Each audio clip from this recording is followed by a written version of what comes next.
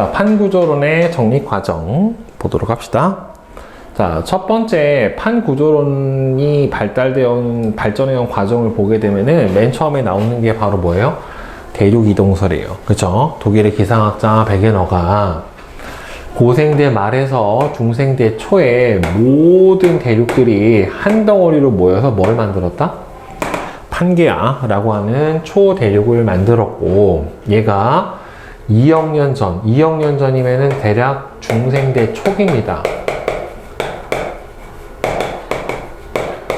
중생대가 2억 5천만 년 전이니까 대략 중생대 초기부터 분리돼서 현재와 같은 대륙 분포를 이루었다라는 학설이에요. 그래서 베게너가 주장을 했고, 이 대륙 이동의 근거를 여러 가지를 제시를 했어요. 이렇게 서로 떨어져 있는 남아메리카 대륙이랑 아프리카 대륙의 해안선이 어떻다? 서로 잘 들어맞는다. 원래 하나였던 것처럼. 그 다음 두 번째로는 멀리 떨어져 있는, 그게 오스트레일리아, 남극, 인도, 아프리카, 남아메리카에서 이렇게 공통적으로 쭉 글로소프테리스 또는 메조사우루스와 같은 종의 고생물 화석이 발견이 된다라고 하는 거는, 이거를 떨어져 있던 대륙에서 각각 똑같은 생물이 살았던 게 아니라 한 대륙에서 이렇게 공통적으로 분포를 했다가 대륙이 떨어짐으로써 과거 생물의 화석이 공통적으로 발견되는 거다. 그 다음에 멀리 떨어져 있는 대륙에 산맥이나 습곡대가 이어진다. 그러니까 원래 하나였었기 때문에 얘네들이 지질 구조가 연속적으로 나타나더라도, 얘네들 연속적으로 나타나게 된 이유가 원래 하나였기 때문에 떨어지더라도 과거에 하나였던 대륙의 지질 구조가 연속적으로 나타나게 된다. 그 다음에 과거 빙하의 흔적이 현재의 저위도 대륙에도 있고, 대륙을 모아보면, 그러니까 과거의 빙하 흔적이 현재의 저위도 대륙, 저위도면 원래 적도 근처에 있기 때문에 빙하가 없어야 되는데, 이런 것들이 저위도 대륙에도 남아있고, 대륙을 모으면 남극을 중심으로 해서 빙하들이 분포했던 흔적들이 나타난다. 이런 여러 가지 근거를 통해서 대륙이 하나였고, 이 하나였던 큰 대륙이 이동을 해서 현재와 같은 지질 구조, 수륙 분포를 가지게 되었다라고 주장을 했어요. 그런데 문제는 이 여러 가지 근거에도 분류를 하고, 이 대륙 이동이 그러면은 무엇 때문에 움직이게 되었나? 이거를 설명을 하지를 못했기 때문에 당시에는 지지를 못 받았어요. 결국에는. 자, 그래서 그 다음이 나온 게 결국에는 저 원동력을 밝히기 위해서 멘틀 대류설이라고 하는 거를 주장을 하게 됩니다. 멘틀 안에서 상부와 하부의 온도 차이에 의해서, 그러니까 이 지구 내부로 지구 내부로 들어가면 들어갈수록 커지는 물리량이 세 가지가 있어요. 온도, 압력, 밀도. 이렇게 세 가지가 커져요. 중심부로 가면 갈수록. 특히나 이 지구 내부에서는요, 멘틀 속에 방사성 동위 원소가 붕괴되면서 열이 발생을 하고, 그 다음에 지구 내부 핵에 있는 열이 전달되는 등의 역할에 의해서 내부로 갈수록 하층부, 그러니까 하층부의 온도가 높고 상층부의 온도가 낮아요. 그래서 멘틀이 하부가 상부보다 온도가 높아서 이로 인해서 열대류 현상이 일어난다. 그리고 그 멘틀 위에 떠 있는 대륙이 움직일 것이다 라고 하는 멘틀 대류설이라고 하는 것을 주장을 하게 됩니다. 그래서 이 멘틀 대류를 대륙 이동의 원동력이라고 주장을 하게 됐어요. 즉, 지각이 멘틀 위에 떠 있고, 그 떠 있는 지각은 멘틀의 대류에 의해서 움직이게 될 것이다. 그래서 멘틀 대류의 원동력, 대륙 이동의 원동력은 멘틀 대류가 되고, 이렇게 멘틀 대류가 상승하는 지역이 있고, 이렇게 멘틀 대류가 하강하는 지역이 이렇게 있을 거란 말이에요. 올라온 게 내려가야 되는 거니까. 그랬을 때 멘틀 대류의 상승부는 양쪽으로 이렇게 잡아당겨주는 장력이 발생을 하게 되고, 이 장력에 의해서 대륙이 분리가 돼서 양쪽으로 이동을 하고, 이 벌어진 틈을 통해서 멘틀 물질이 상승을 하면서 화산 활동이 일어나고, 이 화산 활동으로 분출됐던 마그마가 굳어지면서 새로운 뭐가 만들어진다? 지각이 만들어지게 된다. 그리고 멘틀 대류가 이렇게 하강하는 곳은 양쪽으로 밀어주는 뭐가 만들어져요? 무슨 힘이 작용을 하게 돼요?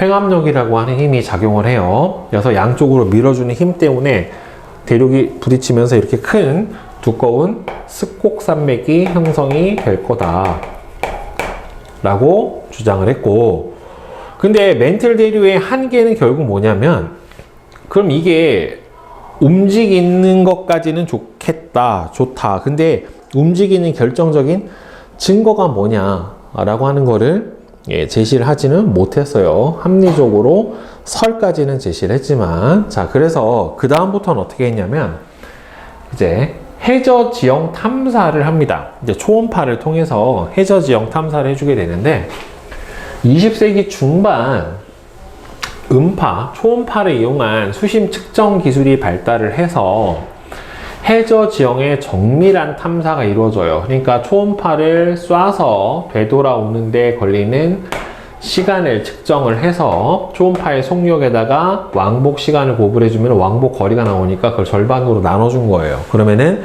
수심이 나오게 되고, 이 수심을 연속적으로 측정을 해보면 깊은 데도 있고 얕은 데도 있고 이렇게 계속 나타날 거 아니에요. 그래서 이 심해에 있는 해령 또는 열곡 등의 심해 지형의 존재를 알게 되었어요. 자, 그래서 보면 해저 지형에서 가장 많이 차지하고 있는 부분이 심해저 평원 부분인데, 일단은 대륙이 있고 대륙 연안에 해당하는 뭐가 있어요? 대륙 붕, 수심 200m 이내에 대륙붕이라는 게 있고, 대륙붕이 끝나는 데서 갑자기 수심이 경사가 급해지는 대륙 사면, 다시 완만해지는 대륙대, 그 다음부터는 수심 5,000m 정도의 심해저 평원이 나타나게 돼요. 그리고 심해저 평원에 보면은 이런 식으로 해령이라고 하는 게 있는 걸 발견을 했어요. 해령은 말뜻 그대로 해석을 해보면 뭐냐면은 바다의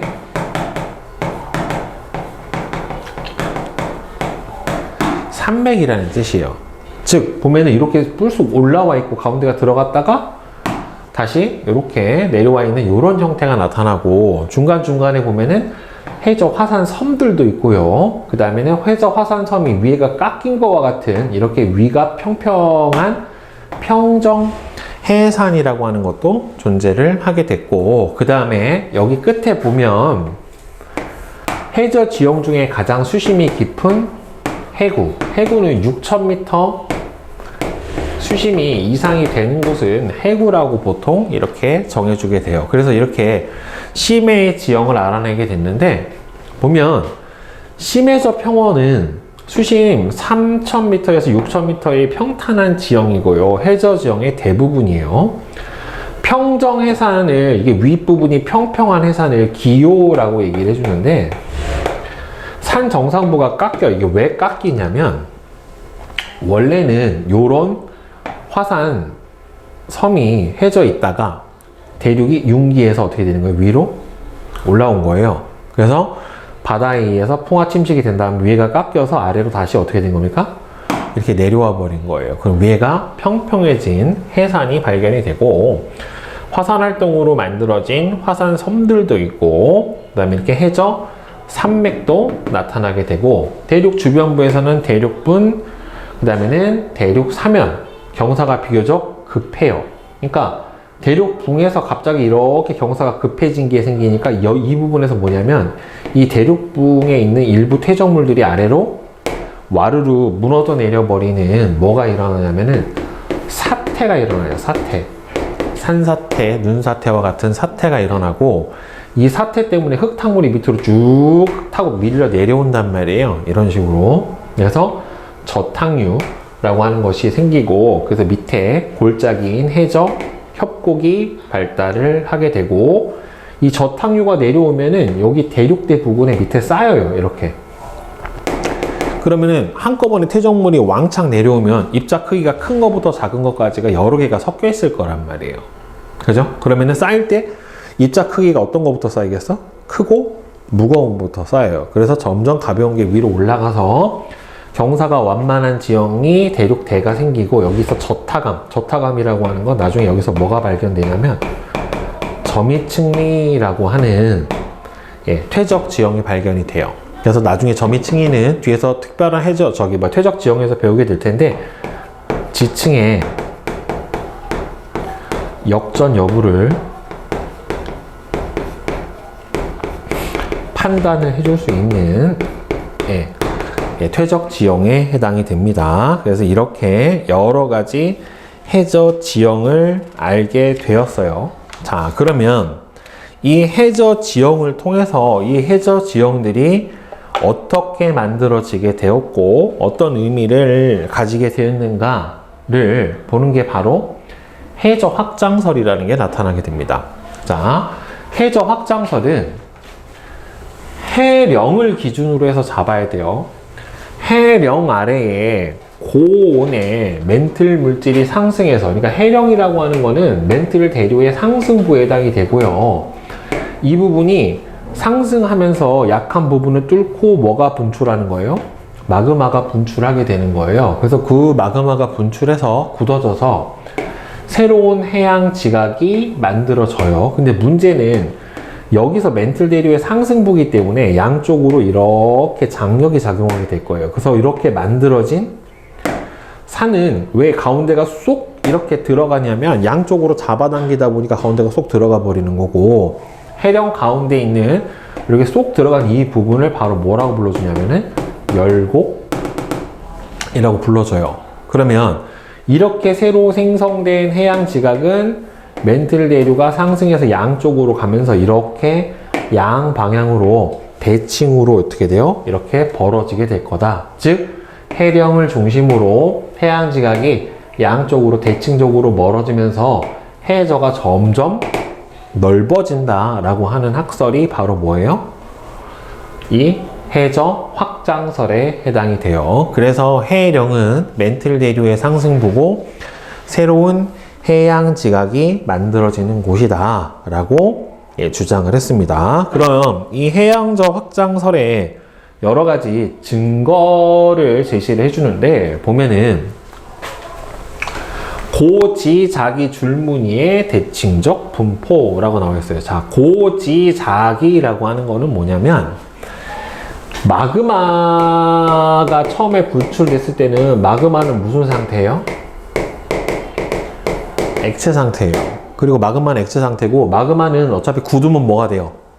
화성, 암, 돌이 된다란 말이에요. 그러니까 마그마 안에는 액체 상태일 때 뭐가 많이 들어있냐면 금속 광물들이 많이 들어있고, 이 금속 광물들은, 철 같은 금속 광물들은 안에서 지구 자기장에 의해서 일정한 방향으로 자화가 돼요. 그러니까 지구가 이렇게 있으면 지구가 하나의 커다란 자석이란 말이에요. 여기가 북극이고 여기가 남극에 해당이 될 텐데, 실제로 지구의 남극은 자사각으로 보면 N극에 해당이 되고요. 지구의 북극은 S극에 해당이 돼요. 그래서 자기장이 N극에서 나와서 S극으로 이렇게 들어가는 형태가 되기 때문에 이 자기장의 방향에 따라서 나침반이 자침의 N극이 북극을 가리키게 되는 거란 말이에요. 그러니까 자기장이 일정한 방향으로 계속해서 이렇게 나가고 있으니까 분출됐었을 때 나왔던 금속 광물들이 액체 상태였을 때 일정한 방향으로 배열이 된다란 말이에요. 자화되었을 때. 그래서 암석 안에 보존되어 있는 과거 지구 자기장의 방향의 흔적이 바로 고지구자기예요. 즉 마그마가 식어서 암석이 될 때 자성을 띈 철 같은 광물이 지구 자기장의 방향을 따라서 일정하게 배열이 돼요. 그러니까 처음에 굳은 방향 그대로 배열이 됐다가 자기장이 변해도 이게 굳어 있는 광물의 자기장 방향은 어떻게 돼요? 그냥 그대로 남아 있다란 말이에요. 그래서 이걸 보고서 지구 자기장의 방향이 어땠을 거다라고 하는 거를 예측을 해볼 수가 있는데, 지구는요 극이 자꾸 바뀌어요. 그러니까 여기가 처음에 자석으로 치면은 남극이 N극이고 북극이 S극인데 이게 가끔 바뀔 때가 있어요. 보통 그래서 남극이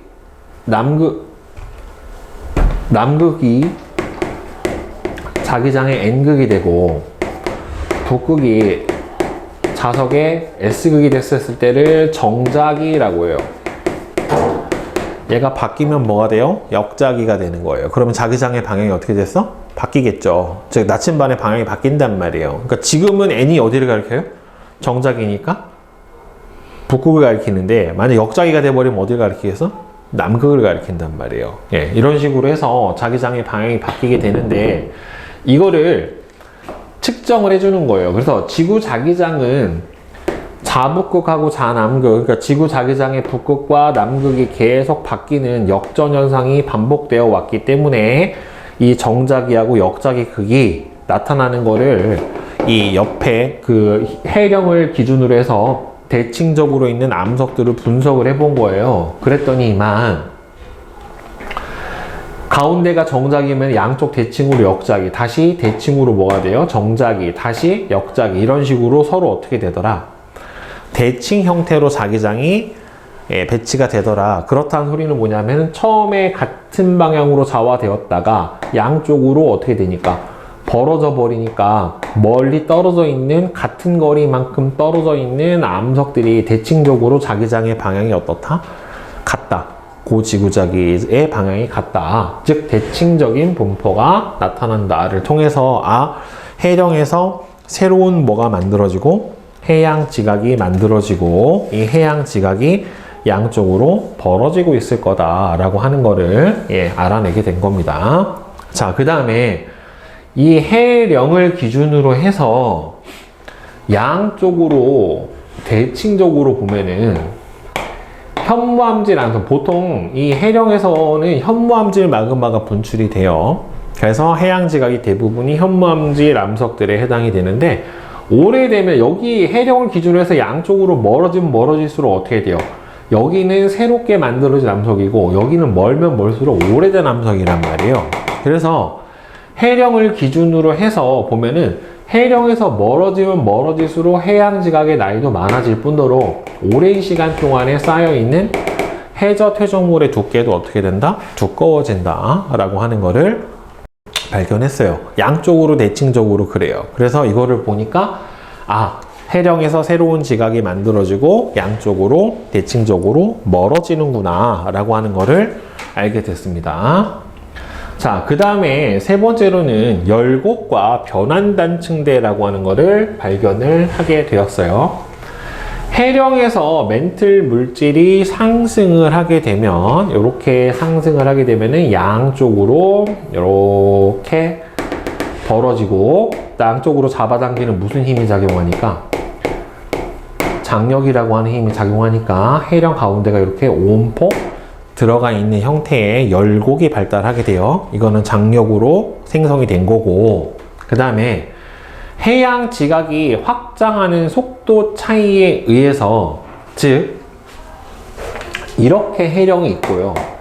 A, B의 해령이 있고 이렇게 C, D의 해령이 있다. 그러면 A, B의 해령은 어떻게 되냐면 이렇게 멀어질 거예요. 이렇게. 그 다음에 C, D는 해령이 가운데 있으면 양쪽으로 이렇게 멀어지게 될 거란 말이에요. 그러면 이 가운데에 뭐가 생겨요? 이렇게.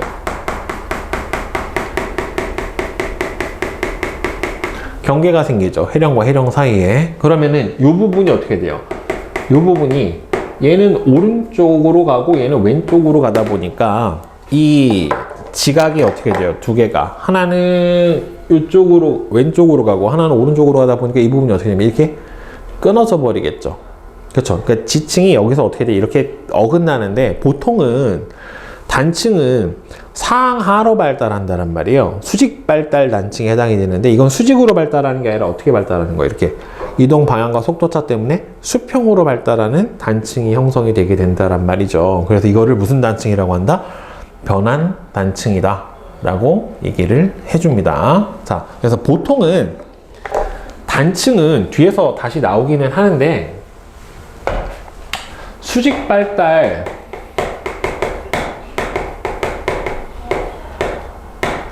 단층은 자, 이렇게 경사가 있단 말이에요. 이런 식으로. 그래서 이렇게 끊어진 부분이 이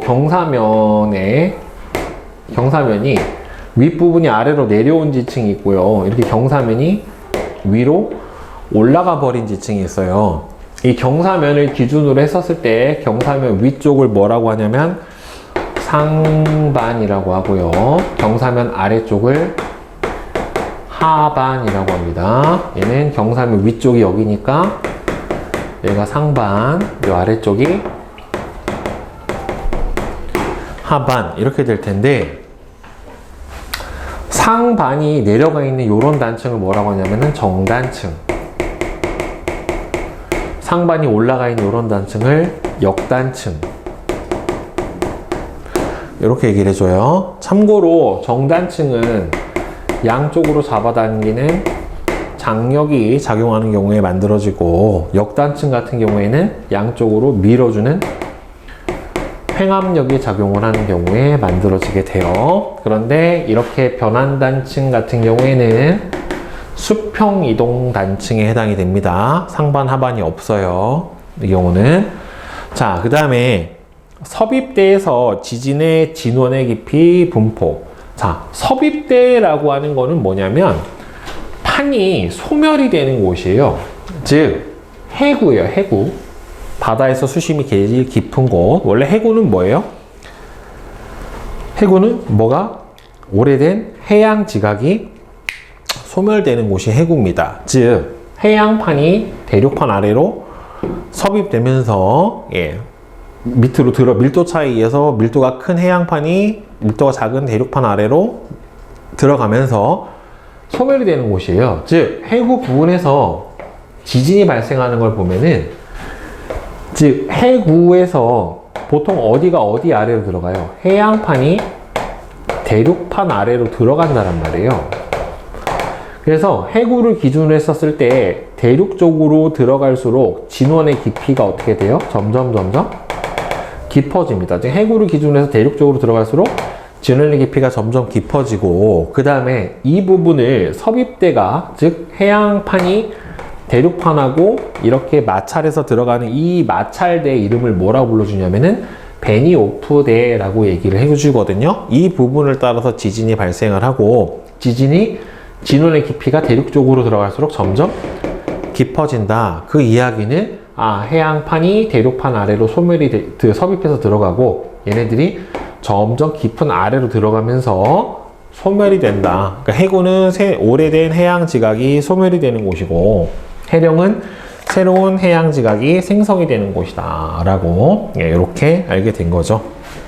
그래서 최종적으로는 판 구조론이 정립이 돼요.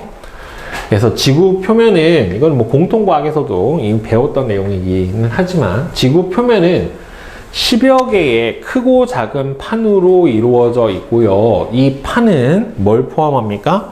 대륙과 상부 멘틀의 일부를 포함을 해주게 되고, 이 판들이 상대적으로 운동을 해요. 상대적으로 운동을 한다는 소리는 판하고 판이 벌어지든지, 판하고 판이 충돌하든지, 판하고 판이 어긋나든지, 이렇게 세 가지 상대적 운동에 의해서 일어나게 되고, 그 판의 운동의 경계 부위에서 지진, 화산, 조산운동. 조산운동은 대규모 습곡산맥이 생성이 되는 운동을 조산운동이라고 해요. 그래서 지각변동이 일어난다.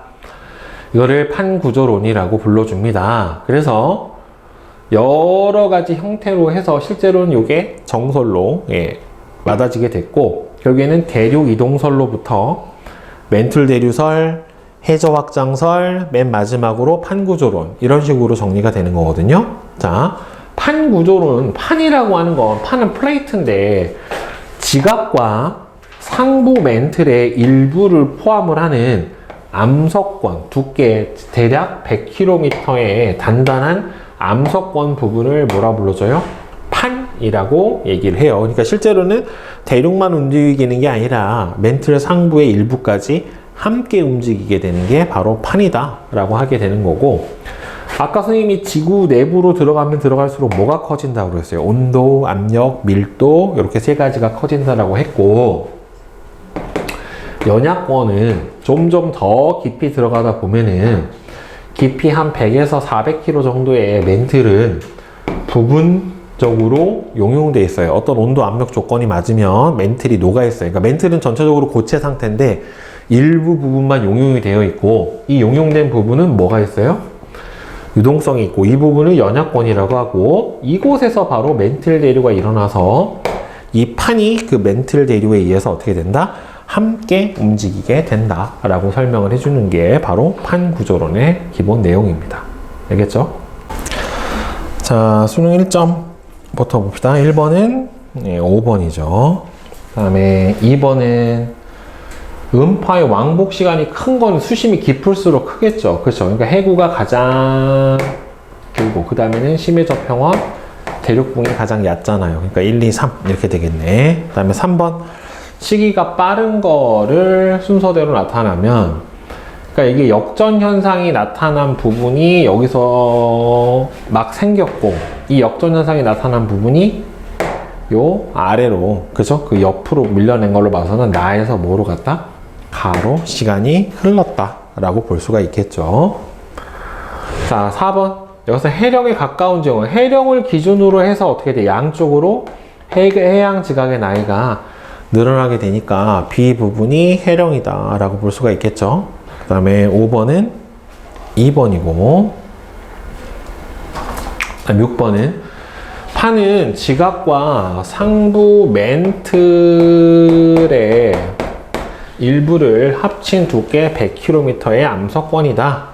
그리고 판의 상대적인 이동에 의해서 판의 경계를 따라서 지각 변동이 일어나는 게 바로 판 구조론의 내용에 해당이 됩니다. 자, 그러면 이제 수능 2점짜리 다 맞춰봅시다. 1번에 4, 2번에 3, 3번에 2, 4번에 5, 5번에 3, 6번에 3, 7번에 3, 8번에 3, 9번에 1, 10번에 1, 11에 1, 12에 3번이에요. 자, 7번 질문. 3번에 2번. 3번이 2요. 네. 3. 응? 3번이랑 3번. 또 5번. 3번이랑 5번? 네. 아, 네, 더 있어요. 어? 더 있어요. 몰라. 3번, 5번. 7. 10. 7. 아, 7. 네. 8. 9. 12. 자, 3번. 홈스의 멘틀 대류설을 모식적으로 나타냈다.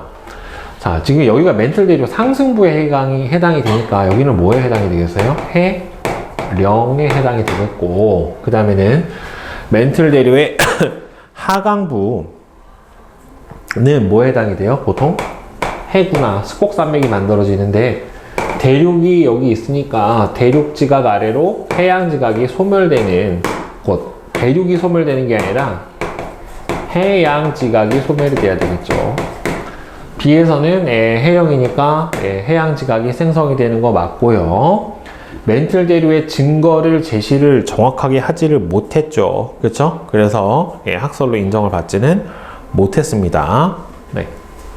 그 다음에 5번. 자, 5번은 그림은 대서양 중앙 해령을 나타낸 거예요. 대서양 중앙에는 쭉 해령대가 존재를 하게 되는데, 판의 경계를 가로지르는 P1부터 P6 구간을 표는 각 지점의 연직 방향에 있는 해수면상에서 음파를 발사해서 해저면에 되돌아오는 데 걸리는 시간을 나타냈대요. 지금 보면은 시간이 점점 어떻게 돼요? 줄어들죠? 시간이 점점 줄어든다는 소리는 결국 뭡니까? 수심이 얕아진다는 소리예요. 그죠? 그러면 얘를 보면은 여기서 점점 얕아지다가 여기서 제일 얕고, 그 다음 어떻게 돼요? 다시 점점 깊어지는 이런 형태로 나타나게 되는 거잖아요. 그쵸? 그러니까 가운데 있는 P4 부분이 뭐라고 볼 수 있습니까? 해령이 있는 부분이다. 그리고 양쪽으로 대칭으로 해서 해양판이 멀어지고 있다. 이렇게 볼 수가 있겠죠? 따라서 수심은 P6가 P4보다는 더 깊다. 그쵸? 그 다음에 P3에서 O 구간에는 발산형 경계, 발산형 경계에 해당하는 대표적 지역 뭡니까? 바로 해령이죠. 그죠? 해양 지각의 나이는 P4가 P2보다 더 많다. P4가 P2보다 많을 수가 없죠. 왜? 여기서 해령에서 만들어진 해양 지각이 양쪽으로 발산하는 거기 때문에 더 멀어질 수는 없게 되겠죠. 자, 그 다음에 7번은 그림은 여러 해양에서 고지작이 줄무늬와 해령으로부터 거리에 따른 암석의 연령을 나타낸 거예요. 그러니까 정작이, 역작이가 다 반복해서 나타나는 건 어떻게 돼요? 맞아요. 그쵸? 그런데 해령으로부터의 거리가 같은 나이인데 어떻다, 더 멀다라는 거는 그만큼 뭐라고 봐야 돼요? 판의 이동 속도가 빠르다예요. 같은 시간 동안 더 멀리 간 거니까 결국에는. 자, 따라서 해양 지각의 나이가 같으면 해령으로부터의 거리가 같다. 그거는 아니죠. 틀렸고. 해저 확장 속도는, 그러니까 결국에는 여기서 해저 확장 속도, 판의 이동 속도가 이 위쪽으로 갈수록 어떻게 되는 거예요? 점점 빨라지는 거예요. 그러니까 남인도양보다는 동태평양이 더 같은 나이에서부터 거리가 멀다. 그만큼 판의 이동 속도가 빠르다. 예, 맞게 되겠죠. 결국에는. 지구자기는 일정한 주기로 정상기하고 역전기가 일정한 주기는 아니에요. 왜 그러냐면 정자기하고 역자기의 간격이 어떻게 돼요? 똑같지는 않죠. 그렇죠? 그렇기 때문에 이건 아니고 해양지각의 나이가 같으면 고지자기의 역전 여부는 같다. 예, 그거는 맞죠. 왜? 그 시기에 지구는 전체적으로 역자기, 정자기가 됐을 거니까. 좀 보세요. 해양지각의 연령이 같으면은 자기 형태가 어떻게 나타납니까? 같게 나타나잖아요. 그죠? 네. 자, 따라서 니은하고 리을이 되겠네요. 다음 8번. 해양지각의 연령 분포를 나타냈어요. 보면은 바다를 기준으로 했었을 때 여기가 대서양이에요. 여기가 대서양 중앙 해령이 있는 부분에 해당이 되는 거고, 그 다음에 여기도 보면은 여기가 해구가 있고 동태평양 해령에 있는 부분에 해당이 돼요. B 같은 경우에도. 자,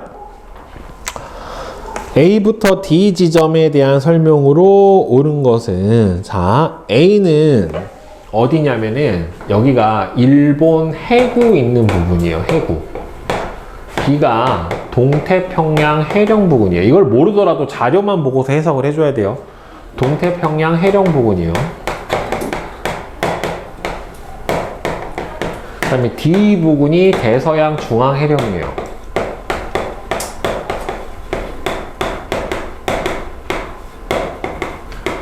결국에 여기서 만들어진 판이 여기까지 쭉 이렇게 이동을 해갔다라고 보는 게 맞는 겁니다. 자, 그러니까 해저 퇴적물의 두께는 A가 B보다 두껍다. 지금 여기서 보면은 여기 가운데가 뭐예요? 해령이죠. 그러니까 해령에서 요만큼 떨어진 부분과 여기서 이만큼 떨어진 부분은 당연히 어디가 더 많아요? A가 더 많아야 되겠죠. 결국에 최근 4천만 년 동안 평균 이동 속력은 B가 속한 판이 C가 속한 판보다 더 크다. 자, 이거는 뭘 보면 알아요? 해령을 기준으로 했었을 때 나이를 보면 알죠? B가 얼마예요? B 대략 2600만 년 정도 되는 것 같아요. 두 번째 색깔이니까. 그죠? 근데 C 같은 경우에는 얼마나 떨어져요? 한 130만 년 정도 되죠. 그쵸? 130만 년, 130만 년이 아니라 1억 3천만 년 정도 된단 말이에요. 그러면 가운데가 해령인데 여기서 여기까지 거리, 가는데 여기서부터 여기까지 거리, 그 다음에 여기서부터 어디까지 거리예요? 여기까지 거리. 여기가 4천만 년, 여기가 1억 3천만 년. 보면은 나이에 비해서 간 거리가 대단히 어떻게 돼요? 짧잖아요. 그쵸? 그러니까 이동 속도는 어디가 더 빠르다? B가 빠르다. 그러니까 일반적으로 태평양 판의 이동 속도가 대서양 판의 이동 속도보다 빨라요. 이거는 뒤에서 팔의 이동 속도에 영향을 주는 요인에 대해서 다시 설명을 하긴 할 건데, 태평양은 해령하고 뭐가 같이 있어요? 해구가 같이 있어요. 그러니까 해구가 해령의 판의 이동 속도를 돕기 때문에 좀 더 빠른데, 이 해령에는 해구가 없어요. 그러니까 여기 대서양에는 해구가 없다 보니까 이동 속도가 상대적으로 느립니다. 네. 지진 활동은 C가 D보다 활발하다. 여기는 D 지역은 뭐에 해당이 되는 거예요? 대서양, 중앙, 해령이고, 여기는 해령에서 멀리 떨어진 지점이니까 당연히 D가 활발해야 되겠죠. 그죠? 그 다음에 9번. 그림은 대서양 해저의 A부터 D 지점에서 측정한 해양 지각의 연령을 나타냈다. 그러니까 B를 기준으로 했었을 때 양쪽 A하고 D가 대칭 지점의 해양 지각의 연령이 같아요. 따라서 B 지점이 뭐라고 볼 수 있습니까? 해령이라고 볼 수 있어요. 그러니까 A에서 B로 갈수록 해저 퇴적물의 두께는 얇아지고 해저 지각의 연령도 어려지겠죠. 해령에서 멀어질수록 두꺼워지고 많아지게 되는 거니까. 따라서 기억은 맞는 거고. A하고 C는 서로 반대판이죠. 여기서 이렇게 멀어지는 거고 여기서 이렇게 멀어지는 거니까 서로 같은 판이 아니죠. 그 다음에 앞으로 C와 D 사이의 지점은 점점 멀어질 것이다. 여기서 C는 이미 생겼잖아요. C하고 D는 같이 갔는데 A하고 C 사이는 멀어지겠죠, 결국에. 그지? 네. 그 다음에 12번. 그림은 판 구조론이 정립되기까지 과정 중 일부 학설을 나타낸 것이다.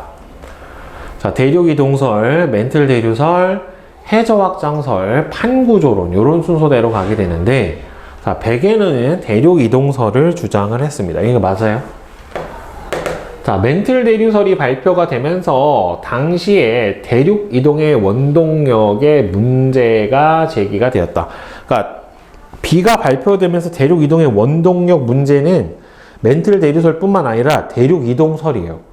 그러니까 대륙 이동설에서 대륙 이동이 뭐 때문에 움직이느냐 그 근거를 제시해라 라고 했기 때문에 얘가 아니라 이거예요. 알겠어요? B가 발표되면서가 아니라 A가 발표되면서라고요. 아예 처음부터. 해저 탐사 기술로 발견의 해저 지형은 해저 확장설을 지지를 한다. 그렇죠? 해령, 변환단층, 해구를 발견하게 되면서 지지를 받는 근거에 해당이 되었습니다. 됐어요? 자, 수능 3점짜리 풀어봅시다. 1번은 3번이 되겠죠. 그렇죠? A하고 B에서 같은 종류의 파충류 화석이 나왔다라고 하는 거는 둘이 남아메리카 대륙하고 아프리카 대륙의 해안선이 일치하고 두 대륙이 원래 하나였다. 따라서 지질학적 특성이 비슷할 것이다. 대서양은 AB 지역의 파충류가 번성하기 전에 형성이 되었다. 그러니까 대서양은 요게 형성이 되려면 대륙이 갈라져야 된단 말이에요. 그러니까 두 개가 하나로 붙어 있다가 나중에 쪼개지면서 같은 화석이 나오게 된 거니까 아니고, 중생대 초기에 남아메리카와 아프리카 대륙은 붙어 있었을 것이다. 이거는 맞겠죠. 그렇죠? 자, 그 다음에 2번을 보면 해안선에서 멀어지면서 해수면에서 발달한 발사한 음파가 해저면에서 반사돼서 되돌아오는데 걸리는 시간을 측정을 했어요. 자, 그러면 여기서 보면은 0.1, 0.2 가다가 1, 2, 3, 4로 어떻게 돼요? 쭉 급해져요. 경사면이. 어차피 왕복하는 시간이 여기 차이가 얼마예요? 0.1이죠. 여기 차이는 0.9죠. 1, 1, 1이란 말이에요. 결국에는. 그러면 시간이 길수록 어떻게 돼요? 수심 차이가 깊게 나는 거죠. 결국에. 자, A에서 C로 갈수록 점점 수심은 어떻게 돼요? 깊어진다는 맞는 거죠. 점점 왕복 시간이 어떻게 되니까 길어지니까. 실제로 수심은 왕복 시간에 나누기 2를 해줘야 되겠죠. B는 지금 왕복 시간이 2예요. 그쵸? 그러면은 1500 곱하기 2에서 2분의 1로 나눠줘야 되니까 3000이 아니라 1500m여야 되겠고, 수심은 B보다 C 지점에서 급격히 깊어진다. 이게 간격을 보세요. 간격. 그러니까 여기하고 여기하고 어떻게 돼요? 둘이 시간 간격이 어떻게 돼요? 같죠? 그러면은 여기 수심차하고 여기 수심차하고 서로 같고, 여기하고 여기 수심차도 같은 거야. 그러면은 경사가 여기가 급해요, 여기가 급해요? 1하고 2하고. 얘는 여기하고 여기 수심 차이가 1500. 얘는 이만큼이잖아요. 그럼 여기에서 여기까지의 수심 차이가 1500. 이렇게 되는 거란 말이에요. 그럼 경사가 어떻게 돼요? 이 간격이 좁을수록 어떻게 돼요? 깊게 나타나겠지. 그치? 그러면은 C는 어떻게 해요? C 지점은 여기가 대략 요 사이가 4하고 3 사이니까 한 3.5 정도 될 거란 말이에요. 그러니까 여기서 여기는 0.5 차이에 해당이 되는 거고, 여기서 여기 사이는 1 차이에 해당이 되는 거니까 당연히 여기가 더 급하게 어떻게 돼요? 깊어지겠죠, 수심이. 그치? 자, 그 다음에 3번. 그림은 북반구에 위치한 어느 해령 주변의 고지자기 분포를 나타냈대요. 관측 지점 A, B, C 중 한 곳에서 해령이 위치를 한다. 그러면 뭘 봐야 돼요? 여기가 A인데 대칭이 되는 지점을 봐야 되겠죠. 그럼 어디를 기준으로 대칭이 될까요? A를 기준으로 해서 대칭, 대칭, 대칭, 대칭 이렇게 들어가겠죠. 그러니까 A에 해령이 있어야 되겠지. 그러니까 여기를 기준으로 해서 양쪽에 대칭이 나타나게 되니까. 자, B의 잔류자기는 생성된 이후 역전되는 게 아니라 생성될 때 이미 역전이 돼 있었던 거예요. 알겠어요? 생기고 나서 바뀌는 게 아니라 정자기, 역자기는 이게 생성 당시에 있었던 지구의 자기장이기 때문에 생성된 이후에 역전이 된 게 아니라 이미 생성될 때 역전이 돼 있던 거라고요. 그 당시가 역전이 된 상태에서 만들어진 거기 때문에 뒤집혀 다시 정자기로 돌아와도 얘는 자기장의 방향이 변해 안 변해? 안 변한단 말이에요. 알겠어요? 그 다음에 B에서 C로 가면서 여기가 해령이니까 퇴적물의 두께는 점점 어떻게 돼야 돼요? 네, 두꺼워져야 되겠죠. 그죠? 그 다음에 4번. 그린 가와 나는 서로 다른 두 해령 부근의 고지자기 분포를 나타냈습니다. 여기가 해령이고 여기가 해령이에요. 예, 정자기, 역자기, 정역, 정역 이렇게 들어가요. A는 B보다 먼저 생성이 되었다. A가 해령에서부터 거리가 어떻게 돼요? 더 멀죠? 그쵸? 그냥 멀면은 먼저 생성이 된 거죠. 해저 지각의 연령이 오래됐으니까. 그 다음에 B는 A와 반대 방향으로 이동한다. B는 어느 쪽으로 가요? 오른쪽으로 가죠. A는 왼쪽으로 가죠. 그러니까 반대 방향으로 이동을 한다. 이것도 맞는 거죠. 그렇죠? C와 B는 같은 방향으로 이동했다. C는 오른쪽으로 이동을 했고 B도 오른쪽으로 이동을 했으니까 같은 방향으로 이동을 이게 방향이 다르구나? 자, 지금 보면 가운데 해령을 기준으로 했었을 때 이게 자기장 방향이 다르네. 자, 봐봐요. 지금 자기장 방향이 어떻게 됐어요, 지금? 이렇게 돼 있죠? 아래로. 이게 무슨 자기야? 정자기죠. 자기장 방향은 어디에서 어디를 향해야 돼요? 어느 쪽에서 어느 쪽으로? 정자기는 남에서 북쪽으로 향해야 돼요. 그럼 여기가 어디예요? 남, 북. 이게 오른쪽으로 가죠. 여기가 남, 여기가 북이에요. 그러면 C의 이동 방향은 어디에서 어디로 가는 거예요? 남에서 북으로 가는 거죠. B의 이동 방향은 어디서 어디로 가는 거예요? B의 이동 방향은 어디서 어디로 가는 거예요? 여기서 이렇게 가잖아요. 그러니까 여기가 북, 남. 여기가 무슨 쪽이에요? 동, 서. 이렇게 되겠죠? 그렇죠? 동서남북 이렇게 들어가야 되는 거니까. 따라서 B는 어디로 간다? 동에서 서로 가야 되겠죠. 그죠? 그러니까 다르죠. 예. 이건 방향을 보고서, 자기장의 방향을 보고서 방위를 예측을 해야 되는데, 정작의 방향은 자기장의 방향이 남에서 북으로 가게 됩니다. C 지점의 암석의 좌와 방향은 2번 역전되었다. 2번이 아니라 어떻게 돼요? C 지역의 좌와 방향은 처음에 만들어진 거 그대로 가요. 바뀌었어요? 안 바뀌었어요? 안 바뀐 거예요. 한번 처음에 만들어진 건 어디도 바뀌지 않아요. 자기장이 바뀌는 거지, 만들어진 처음에 암석의 자기장의 고지자기는 바뀌어요? 안 바뀌어요? 안 바뀌어요. 그냥 고정이에요. 자, 다음 5번. 그림은 서로 다른 두 해양 지각에서 해룡으로부터 거리에 따른 고지자기 분포를 나타내고 연령이 같은 지점을 연결을 한 거예요. 그러면 일단은 같은 연령에서의 거리가 누가 더 길어요? B가 더 길죠. 그러면 B가 해양 지각의 이동 속도가 어떻게 돼요? 더 빨랐다라고 봐야 되겠죠. 그죠? 그러니까 B가 A보다 빠른 거니까 틀렸죠. 역전 주기가 일정하려면 간격이 일정해야 되는데 그렇지 않잖아요. 그렇죠? 틀렸고 800만 년 전부터 현재까지 지구자기의 역전 양상은 A와 B에서 어떻게 돼요? 같게 나타나죠. 정력이 어떻게 됩니까? 같게 나타나게 되겠죠. 왜? 어차피 같은 지구에 있는 애니까 다르게 나타날 수가 있다 없다? 없어요. 말이 안 되는 거예요. 자, 다음 6번.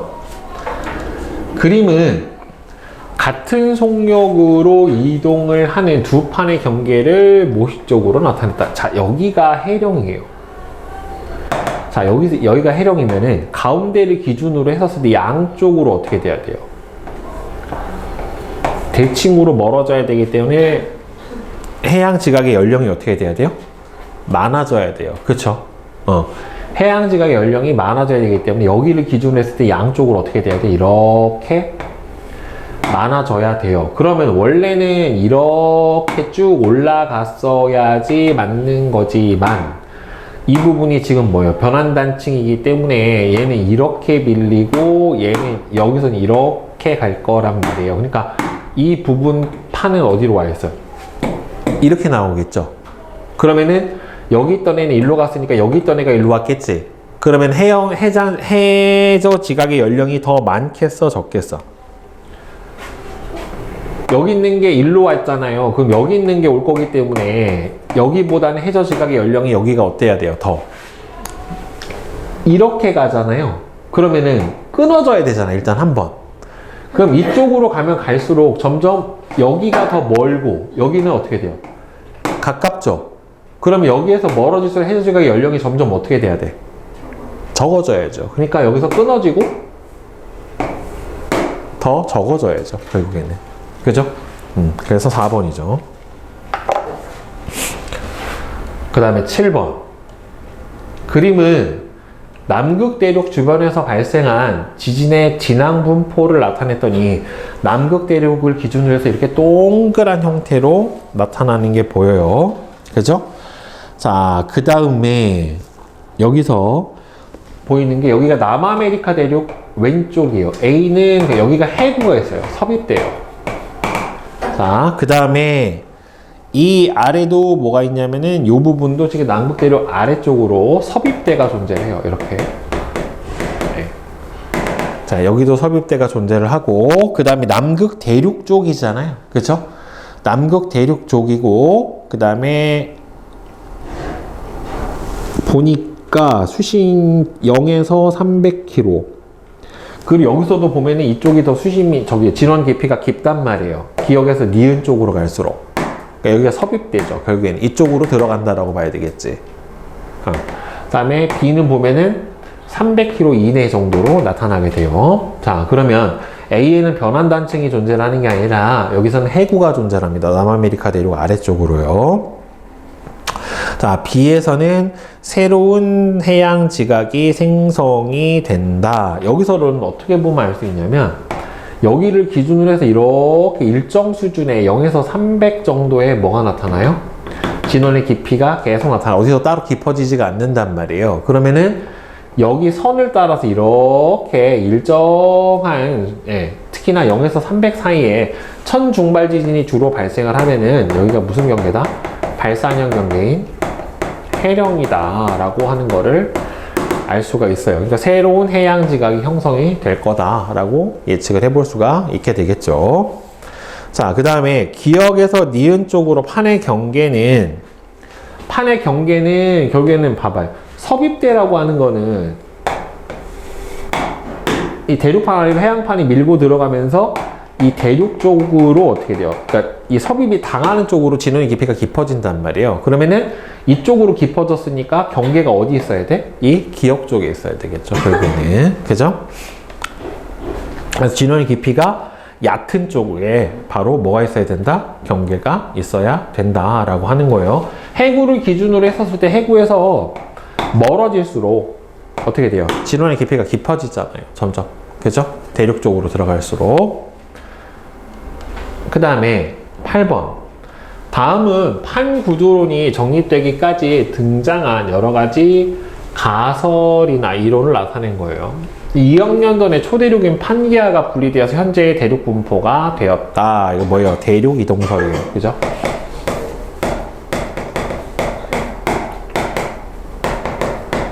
판들의 상대적인 운동에 의해 지진 화산활동, 조산운동 등의 지각변동이 일어난다. 이게 판구조론에 대한 설명입니다. 해령에서 새로운 지각이 만들어지고 양쪽으로 멀어지면서 해저가 확장된다. 이거는 해저 확장설이에요.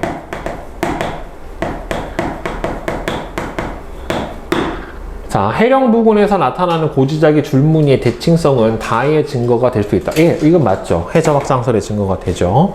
그 다음에 등장한 순서는 순서대로 어떻게 돼요? 가, 다, 나가 돼야 되니까 이것도 맞아요. 가에서 판기아를 분리시킨 원동력은 멘틀 대류라고 주장을 했다. 아니죠. 이때는 원동력을 주장을 하지 못했어요. 원동력 근거 자체가 없어서 학설로 인정을 받지 못했습니다. 그래서 기억하고 니은만 맞게 되는 거예요. 오케이? 네.